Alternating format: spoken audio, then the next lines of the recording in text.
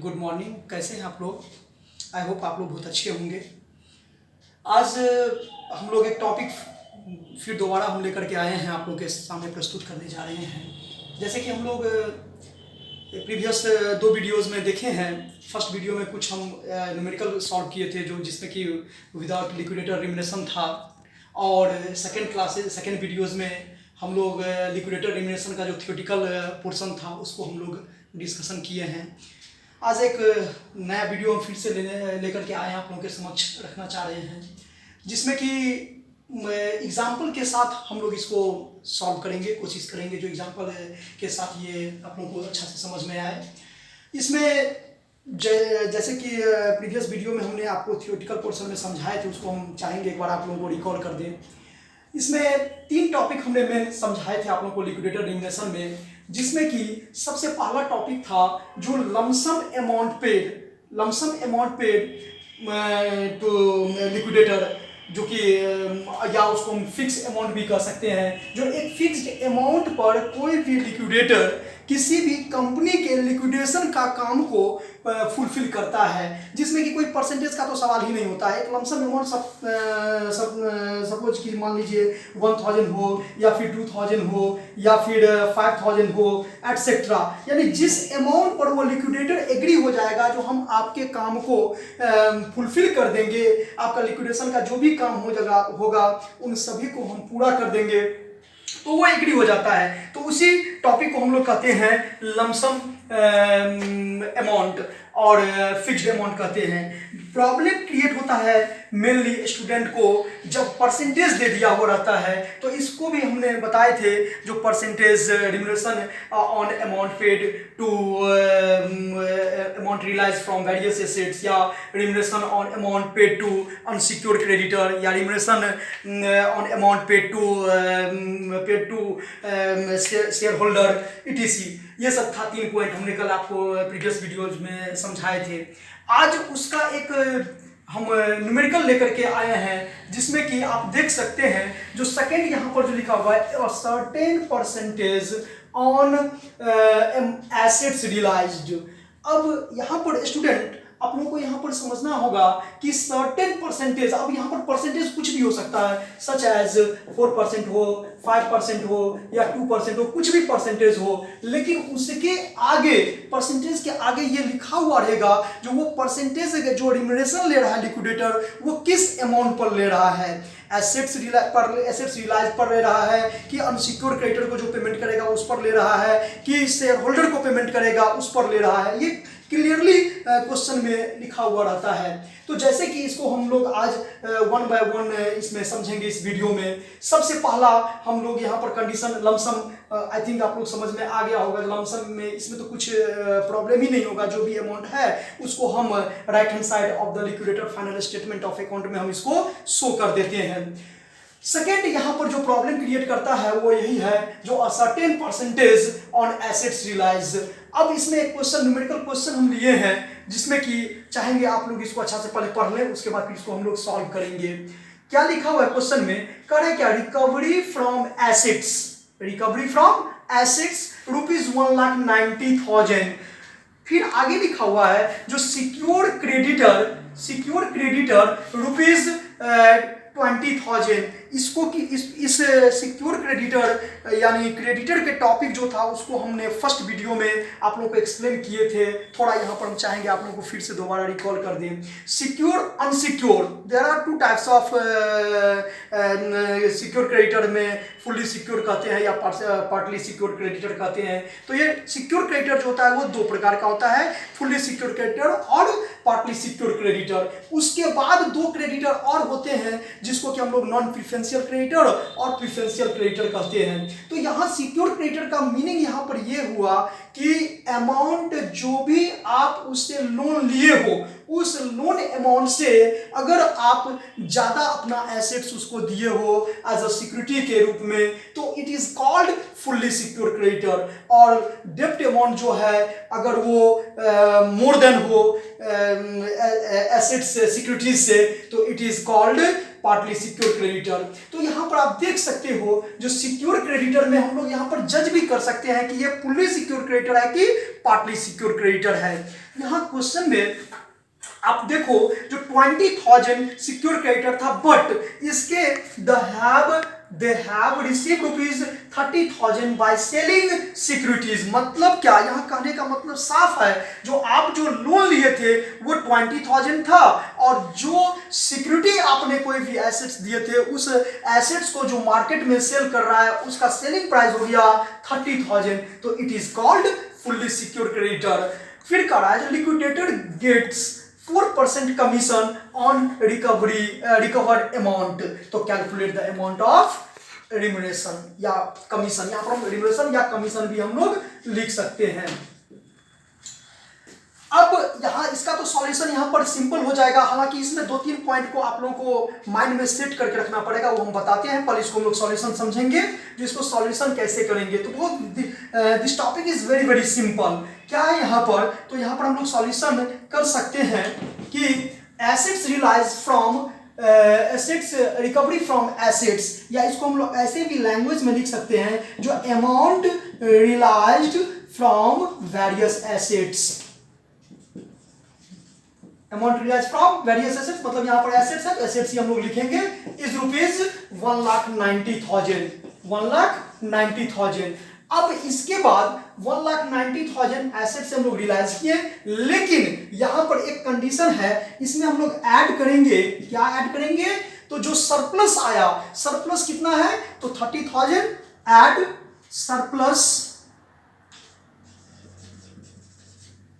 Surplus that is, इसको समझने के लिए हम लोग लिख सकते हैं जो सरप्लस मतलब 30,000 रुपीज 30,000 माइनस 20,000, मतलब कि यहां पर जो आपने सिक्योरिटी पर एसेट्स को रखे थे उस सिक्योरिटी का सेलिंग प्राइस यहां पर कितना हुआ 30,000, और उस एसेट्स पर आपने लोन कितना लिए थे तो 20,000, यानी जो रिमेनिंग अमाउंट रेस्ट अमाउंट बच गया उस रेस्ट अमाउंट को लिक्विडेटर को वो कंपनी रिफंड कर देता है, रिटर्न कर देता है। तो यहां पर कितना रिटर्न करेगा वो कंपनी 10,000, तो टोटल रुपीज कितना हो गया 2 लाख। अब इसी 2 लाख पर यहां पर हम लोग रिम्यूनरेशन कैलकुलेट करेंगे या कमीशन कैलकुलेट करेंगे।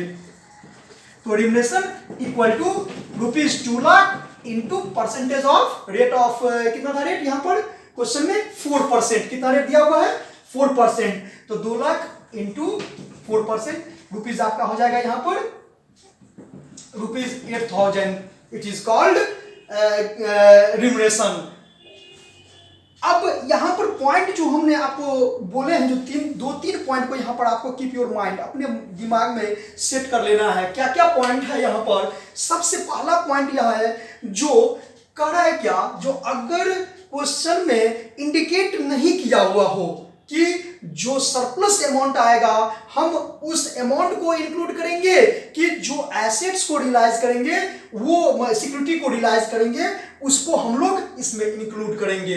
तो यहां पर एक हमने नोट में भी आप लोगों को लिखे हैं, इसको नोट भी कर सकते हैं, इंपॉर्टेंट पॉइंट है, लिखा हुआ है कि if any assets is kept as security with the secure creditor, मतलब कोई भी संपत्ति अगर सिक्योरिटी पर आप दिए हुए हो तो the liquidator does not get commission, मतलब उस सिचुएशन में जो लिक्विडेटर है वो कमीशन उस पर नहीं लेता है। फिर आगे लिखा हुआ है on the recovery amount, on the recovered amount, मतलब जो अमाउंट आपने सरप्लस यहां पर आपने लिए हो रियलाइज करके जो होगा उस लोन पार्टी को लोन अमाउंट रिफंड कर देंगे, और रिमेनिंग अमाउंट जो भी होगा उस रिमेनिंग अमाउंट को ही हम लोग एसेट्स रियलाइज में इंक्लूड करेंगे।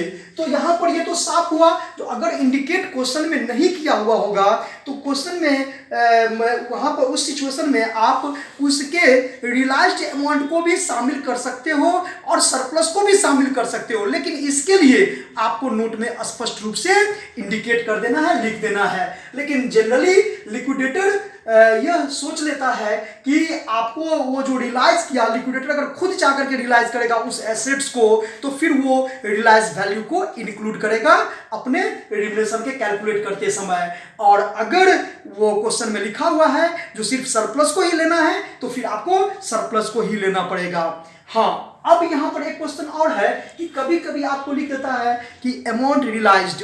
अब अमाउंट रियलाइज्ड और एसेट्स रियलाइज्ड दोनों में डिफरेंस है। अमाउंट में तो कैश को हम इंक्लूड करते हैं, तो इस सिचुएशन में हम कैश और एसेट्स रियलाइज्ड दोनों को ऐड करके उस पर हम लिक्विडेटर रिम्यूनरेशन कैलकुलेट कर लेंगे। लेकिन अगर अमाउंट रियलाइज नहीं लिखा हुआ हो, कैश रियलाइज लिखा हुआ हो, तो फिर कैश रियलाइज को ही हम लोग क्या करेंगे, जितना भी अमाउंट आएगा उसको हम शामिल करेंगे। अर्थात कहने का मतलब यहां पर क्लियर है कि जब अमाउंट रियलाइज लिखा हुआ रहे तो कैश को इंक्लूड करेंगे, और जब एसेट्स रियलाइज रहेगा तो फिर उसमें कैश को हम इंक्लूड नहीं करेंगे।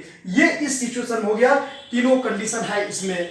अब नेक्स्ट टॉपिक यहां पर नेक्स्ट जो है टॉपिक है वो क्या है कि remuneration on amount paid to unsecured creditor. अब देखिए अनसिक्योर्ड क्रेडिटर को हम जो अमाउंट पेड करेंगे, हम मतलब लिक्विडेटर, हम अपने आप को यहां पर एज्यूम करेंगे जो हम एक लिक्विडेटर हैं, तो remuneration on amount paid to unsecured creditor, तो अनसिक्योर्ड क्रेडिटर को हम पेमेंट करेंगे, उस पर अपना रिम्यूनरेशन कैलकुलेट करेंगे। अब यहां पर भी दो कंडीशन हमने प्रीवियस वीडियो में आप लोगों को बताए थे कि सफिशिएंट की इनसफिशिएंट। अगर सफिशिएंट रहेगा तो रेट से मल्टीप्लाई करेंगे और 100 से डिवाइड कर देंगे, आपका रिम्यूनरेशन कैलकुलेट हो जाएगा। लेकिन अगर इनसफिशिएंट होगा तो उस सिचुएशन में हम लोग क्या करते हैं, उसको रेट से मल्टीप्लाई करते हैं और 100 प्लस रेट्स दोनों को ऐड करके उससे डिवाइड करते हैं। ये इनसफिशिएंट केसेस में है। और चूंकि हम ये समझ रहे हैं तो आप लोगों को ये आराम से आसानी से समझ में आ जाएगा कि अगर मान लो सफिशिएंट अमाउंट है तो आराम से आप लोग कैलकुलेट कर लोगे। हमने यहाँ पर एक एग्जांपल दिया है इनसफिशिएंट केसेस का।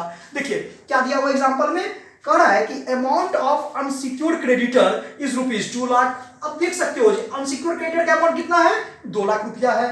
Balance amount after various payment is ₹63,000। मतलब देखिए अब यहां पर आपको आराम से आप समझ जाओगे, जो मेरे पास में जो अमाउंट बच गया पेमेंट करने के लिए, किसको, तो अनसिक्योर्ड क्रेडिटर को, कितना बच गया 63,000, बट उसको पेमेंट कितना करना था, 2 लाख रुपया। It is called insufficient cases.